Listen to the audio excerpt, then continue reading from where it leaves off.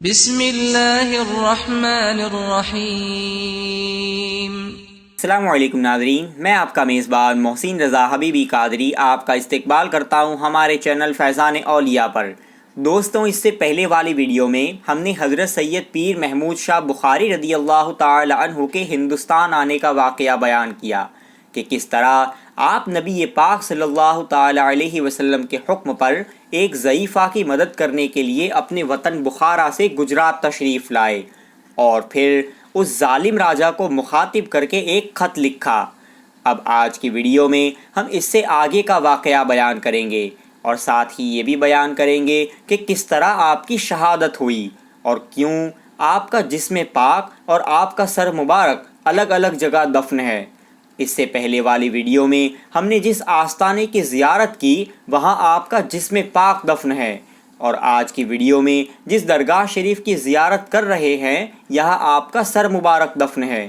اس کے تعلق سے زیادہ معلومات حاصل کرنے کے لیے آپ اس ویڈیو کو آخر تک ضرور دیکھیں، اور اگر آپ نے اس کا پہلا پارٹ نہ دیکھا ہو تو اس کے لنک آپ کو نیچے ڈسکرپشن میں مل جائے گی، اسے ضرور دیکھیں۔ دوستوں، حضرت سید پیر محمود شاہ بخاری رضی اللہ تعالی عنہ نے اس ظالم راجا کے نام ایک خط تحریر فرمایا اور وہ خط اپنے دو ساتھیوں کو دے کر راجا کے پاس بھیجا۔ وہ خط راجا کے وزیر کے پاس پہنچا اور اس نے دربار میں راجا کو پڑھ کر سنایا۔ خط میں لکھے پیغام کو سن کر راجا غصے میں آگ ببولا ہو گیا اور کہنے لگا کہ کیا ان مسلمانوں کو اپنی جان پیاری نہیں ہے جو پھر سے یہاں ہمارے علاقے میں آ گئے ہیں اور یہ مجھ سے جنگ اور مقابلہ کرنے کی بات کرتے ہیں؟ کیا ان کو معلوم نہیں کہ گجرات میں ایسا کوئی پیدا نہیں ہوا جو مجھ کو ہرا سکے؟ راجا پیغام لے کر آنے والے ان دونوں حضرات سے کہنے لگا کہ اگر تم ایلچی نہ ہوتے تو میں تمہیں یہیں قتل کر دیتا۔ ویسے بھی بہت دن ہوئے میں نے کسی مسلمان کا خون نہیں بہایا ہے۔ وہ دونوں حضرات واپس حضرت پیر محمود شاہ بخاری کی خدمت میں حاضر ہوئے اور راجا کے تکبر اور ظلم کی بات بتائی۔ جب یہ دونوں حضرات راجا کے محل سے نکلے تو راجا نے اپنے دو آدمیوں کو ان کے پیچھے لگا دیا کہ چھپ کر جائیں اور معلوم کرے کہ وہ مسلمان کہاں ٹھہرے ہوئے ہیں، کتنا بڑا لشکر لے کر آئے ہیں اور ان کی تیاریاں کیا ہے۔ راجا کے آدمی چپکے سے وہاں آئے جہاں حضرت پیر محمود شاہ بخاری رضی اللہ تعالی عنہ اپنے ساتھیوں کے ساتھ خیمے لگا کر قیام کیے ہوئے تھے۔ راجا کے آدمیوں نے ہر چیز کا جائزہ لیا اور پھر راجا کے پاس گئے اور راجا سے کہنے لگے کہ مہاراج، وہ مسلمان ہمارے لشکر کے سامنے مٹھی بھر بھی نہیں ہیں، ان کی تعداد 100 سے بھی کم ہے اور ان میں سے زیادہ تر نوجوان ہے، اور ہم نے ان کے سردار کو دیکھا جن کے چہرے کی رونق اور نورانیت بیان سے باہر ہے۔ ان کے چہرے پر ایک رعب اور دبدبہ ہے، اور وہ بھلے ہی دکھنے میں کم عمر کا نوجوان ہے لیکن بہت بہادر معلوم ہوتا ہے، اور ہم نے زیادہ تر اسے سجدے میں سر رکھے ہوئے دیکھا ہے۔ چنانچہ دوسرے دن فجر کی نماز کے بعد جنگ کا اعلان ہوا۔ حضرت پیر محمود شاہ بخاری نے اپنے ساتھیوں کے ساتھ نماز فجر ادا فرمائی اور پھر بارگاہ رب میں فتح اور کامرانی کی دعا کی۔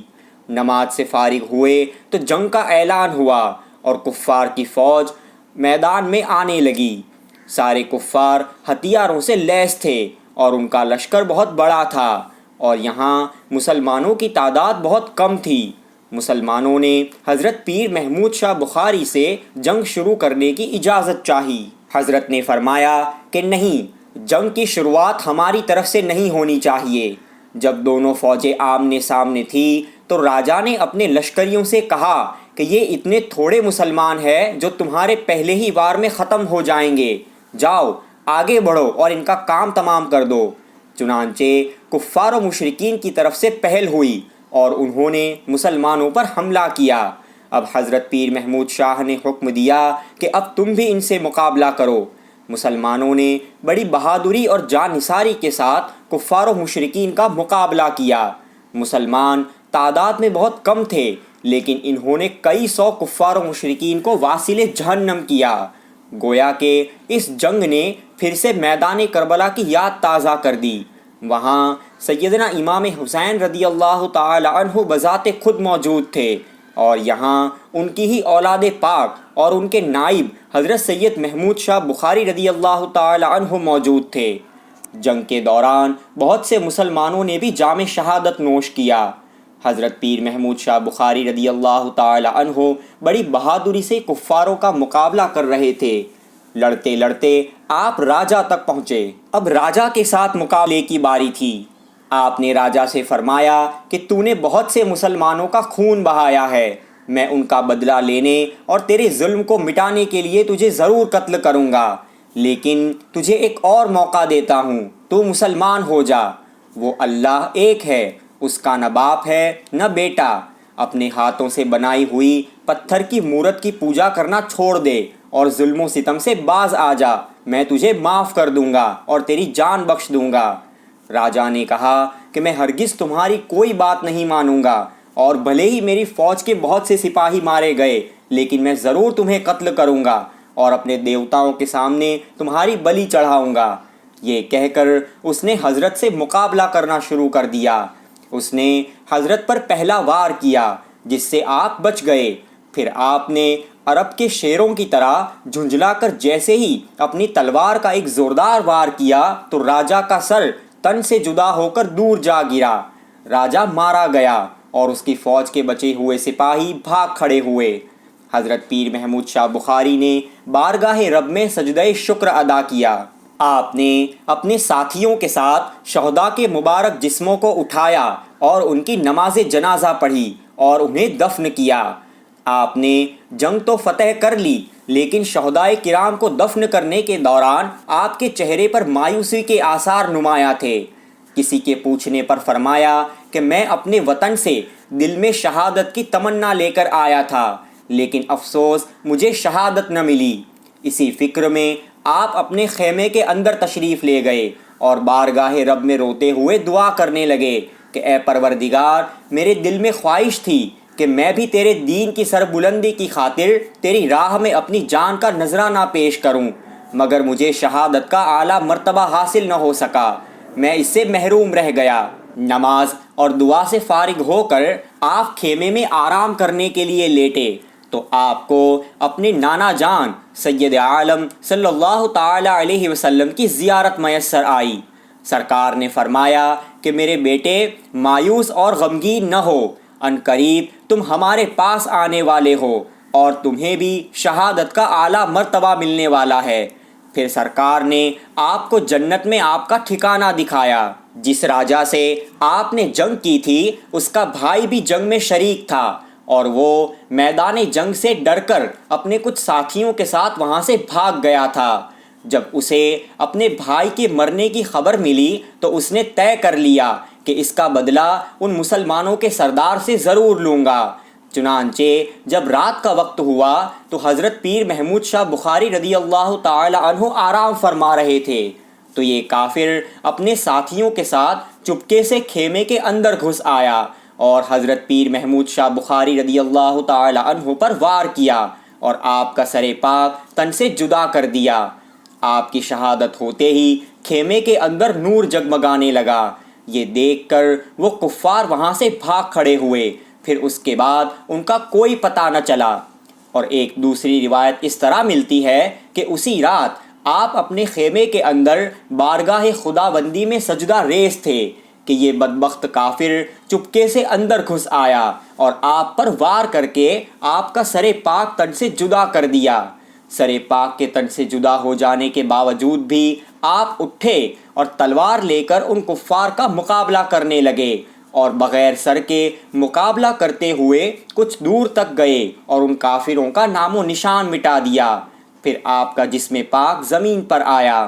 جب صبح کی نماز کا وقت آیا اور آپ کے ساتھیوں نے آپ کو نہ پایا تو وہ آپ کے خیمے کے اندر گئے تو دیکھا کہ آپ کا نورانی سر پاک خیمے کے اندر ہے اور نور سے آپ کا چہرہ جگمگا رہا ہے۔ پھر انہوں نے تلاش کیا تو کچھ دور آپ کا جسم پاک ملا۔ آپ کے ساتھی آپ کی شہادت پر بہت غمگین ہوئے۔ پھر انہوں نے آپ کے سر اقدس کو وہیں پر دفن کیا۔ وہ جگہ دھندوکا نامی گاؤں میں مشہور ہے جہاں آپ کا سر مبارک دفن ہے۔ آپ ویڈیو میں جس آستانے کی زیارت کر رہے ہیں یہ وہی آستانہ ہے۔ پھر آپ کے جسم پاک کو لے کر آپ کے ساتھی وہاں سے روانہ ہوئے۔ ان کا ارادہ تھا کہ آپ کا جسم پاک واپس اپنے وطن بخارا لے جائے۔ اسی ارادے کے ساتھ وہ آپ کے جنازے کو لے کر چلے۔ راستے میں ایک جگہ تالاب تھا جہاں سب لوگ نماز کے لیے ٹھہرے۔ آپ کے جنازہ شریف کو رکھا اور پھر تالاب سے وضو کیا اور نماز ادا کی۔ نماز سے فارغ ہو کر جب آپ کے جنازے کو اٹھانا چاہا تو وہ نہیں اٹھا۔ سب نے مل کر بہت کوشش کی لیکن آپ کا جنازہ مبارکہ نہ اٹھ سکا۔